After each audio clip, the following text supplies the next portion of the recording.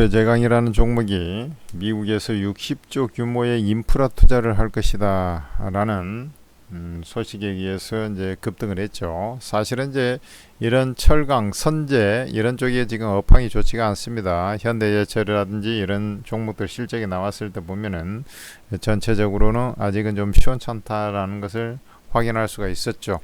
그래서 이제 기대 심리에 의해 상승하고 있는데, 사실은 이제 이 회사 같은 경우도 우리가 이제 잘 아는 로프 있죠. 로프라든지 산업 경기 그 조립금속 산업에 영향을 많이 받는 선재라든지 그 다음에 로프 뭐 이런 쪽에 주로 생산 판매를 하고 있는 그런 회사가 되겠습니다.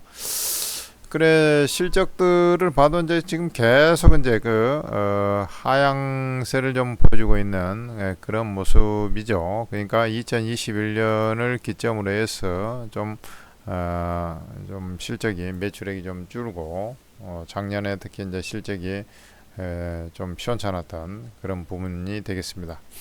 그렇지만 이런 이제 굴뚝주의 표본이라고 할 수 있죠. 오늘 이제 회사 자체가 크게 문제되고 그런 회사들은 전혀 아니라는 것을 알 수 있겠고, 안정된 흐름이죠. 2차 가공 회사 중에서 선제 쪽에서는 이제 압도적인 회사니까.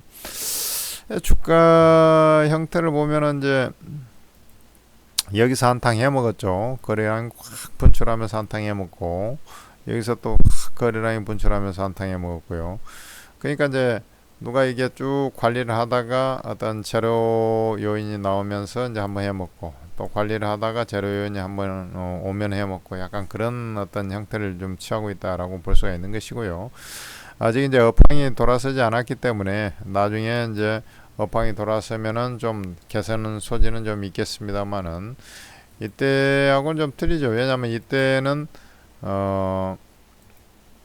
이제 코로나 시기이기 때문에 이런 이제 생산 라인 조립금속 업황이 크게 호전될, 왜냐면 이제 교역이 많이 줄어드니까 국가 간에 그런 상황이었고요. 나중에 이제 이 회사가 이제 과거와 같이 이제 가지는 않겠습니다만은, 그렇다 하더라도 이제 철강 업황이 좀 돌아서게 되면 이 고점도 한번 갱신 소지가 좀 있지 않겠나, 이런 이제 조심스러운 좀 분석을 해봅니다. 그렇지만 이제 과거와 같이 이제 엄청나게 이제 대호황을 누리는 그런 자리는 아니지만, 그래도 한 차례 더 상승할 수 있는 반경은 좀 되지 않겠나, 이렇게 좀 보고 있고, 전에도 이제 이런 이제 패턴, 여기가 이제 지난 이제 2010년 전후인데요. 옆으로 이제 횡보하다가 한번 분출했지 않습니까? 그리고 지금도 보면은 이제 주봉간에 보면 횡보를 하다가 이제 또 분출을 하면 이제 한 번 더 올라올 소지는 좀 있는 그런 상황인데, 워낙에 이제 철강이라든지 이런 쪽 라인은 중국 업체들이 이제 과잉 생산에 이제 허덕이는 그런 상황 아닙니까? 그러다 보니 이제 과거 같은 영광을 좀 누리기는 쉽지 않겠고, 현실적으로만 본다라고 하면은 일단은 단기적인 어떤 부분에서 요런 이제 자리, 그 다음에 요런 자리, 그 다음에 요번에 또 끌어올리면 이제 그런 자리, 요렇게 좀 될 거로 보고 있습니다.